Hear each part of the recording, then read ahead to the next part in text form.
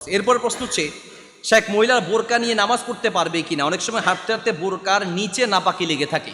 মহিলারা রাস্তায় হাঁটার সময় যেহেতু বোরকাটা একটু বড় হতে হয়, এই জন্য রাস্তার অনেক সময় নাপাকিগুলো বোরকায় লেগে যায়। এমন তো অবস্থায় সে বোরকা নিয়ে নামাজ পড়তে পারবে কিনা? এর উত্তর হচ্ছে পারবে, অসুবিধা নেই। কারণ বোরকায় হাঁটার সময় যখন নিচে দিয়ে এক জায়গায় নাপাকি লেগেছে, আবার যখন সে সামনে যাচ্ছে, সে তো আর পুরো রাস্তায় নাপাক নিয়ে হাঁটে নেই।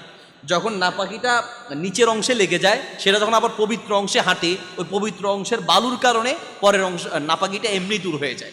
বুঝতে পেরেছি? এটা হচ্ছে নিয়ম। যেমন ধরেন আপনার পায়ের তলায় নাপাকি ছিল, এখন আপনি সেই নাপাকিটা দূর করবেন কিভাবে? ধুইতে পারলে ধুইলেন, আর না ধুয়েও যদি আপনি বালুর মধ্যে অথবা মাটির মধ্যে ঘষা দেন, তাহলে আপনার নাপাকি দূর হয়ে যাবে।